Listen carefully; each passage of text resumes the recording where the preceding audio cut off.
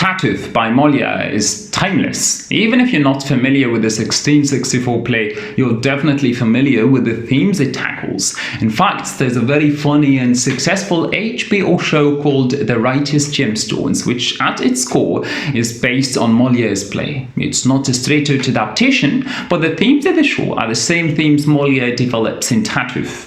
Before we get into the plot and what it symbolizes, it's worth mentioning that the play got Moliere in some serious trouble. The text was revised to make the play less shocking, and even after its revision, it was banned for 5 years after its first production, and it subjected Moliere to slurs, threats, and dangerous accusations by the church and many of its representatives. All this while Moliere insisted that he never meant to denigrate faith or Christianity. He's not somebody like Voltaire or the notorious Father Moliere. In Tartuffe, Moliere criticizes people who exploit religion for personal gain. They use religion as a tool that lets them deceive believers into giving away their possessions in the name of getting into God's favors. It's one of the oldest tricks in the book, using religion to con people. It's been done for many years, and it's still done in our days, which explains the success of the television show The Righteous Gemstones. Many thinkers noticed that the exploitation of faith could be very lucrative, especially in societies where ignorance is widespread. So, Tartuffe is the story of a con man whose name is Tartuffe. It's at the same time a proper noun, the name of the play's villain, and it's a French vocabulary. Old French. It's not a word you'd hear today, and it means a charlatan or an impostor. It was something that many authors did, using adjectives and nouns as proper names of protagonists and antagonists. It's something, for example, that Voltaire would do with Candide more than 100 years later. So, in Moliere's play, Tartuffe is an impostor who presents himself as a religious, God-fearing man. He does so through the ways he talks. His speech is punctuated by religious quotes, and his attire is that of the righteous. A religious wealthy man named Orgon invites Tartuffe home and gives him everything he wants. Tartuffe does what he does best. He exploits Orgon's naivete. He uses guile and seduction to take from Orgon and enrich himself. Orgon is completely blinded by Tartuffe's fake piety, and as soon as Tartuffe sets foot in Orgon's home, he poisons the family. The upper-class household has been enjoying a life of tranquility, but just as Tartuffe crawls into their abode, he releases his venom by creating conflicts and discord. Doesn't that remind you of a certain somebody? Good old Satan. In appearance, Tartuffe is a man of God, but when closely examined, he is the enemy of God. He is the perfect representation of Satan. He's a seducer. He seduces his way into the family, and by the end of the play, he'll cause the family to be kicked out of their home in the same way Satan caused Adam and Eve to be kicked out of the Garden of Eden. The disintegration of Orgon's family is gradual. Tartuffe is condescending and denigrative of his host's family members. Orgon, who blindly trusts everything Tartuffe says, starts to look down on his family, and conflict arises. Apart from Orgon and his mother, everybody else is suspectful, mistrustful of Tartuffe.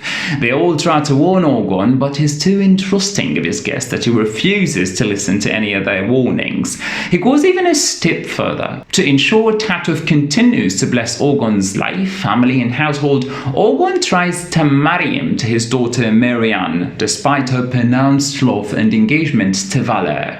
Orgon's wife tries to reason her husband into not forcing his daughter to marry this stranger, but Orgon is religiously stubborn. She then decides to reason with Tartuffe himself. She meets him in a tete-a-tete, and what he does is try to seduce her. Shocked by Tartuffe's lustful and treacherous words, she dashes away, finds Orgon, and tells him about what Tartuffe has just said to her. Orgon refuses to believe any of it. Determined to expose Tartuffe, Dami, who is Orgon's son, hides in a closet and witnesses Tartuffe's sexual advances to Elmire.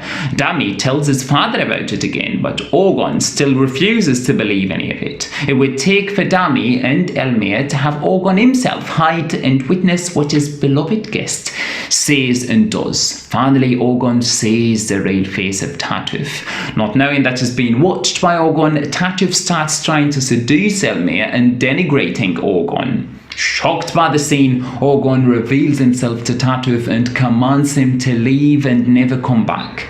But it's a tad too late. Orgon has passed over the ownership of the house to Tartuffe, and it is Tartuffe who can now legally kick Orgon's family out, which he does the very next day.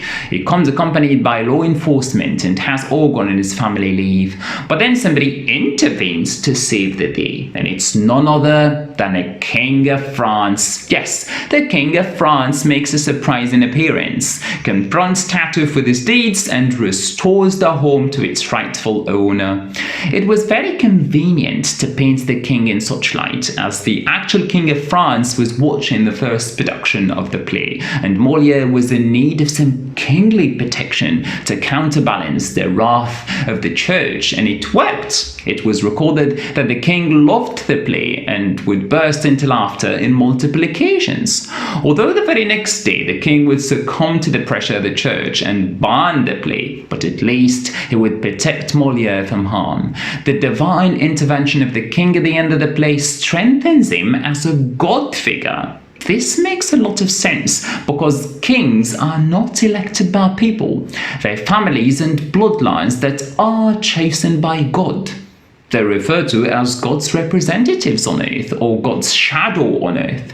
Although to us, the play doesn't seem particularly brave or consequential, but in the 17th century, religion was the most powerful oppressive tool. In the name of religion, people accepted to disable their minds and to accept injustice, exploitation, servitude. This gradual debilitation of the sanctity of religious men through the text of authors and thinkers would finally culminate with the French Revolution, which would take power from the hands of God and put it in the hands of people. Plus, even in our time, religiousness is still used to take money from the pockets of gullible people and put it in the pockets of charlatans, as it is beautifully fictionalized in the show The Righteous Gemstones. Now, this video has reached its end. Until we meet again, have a great day.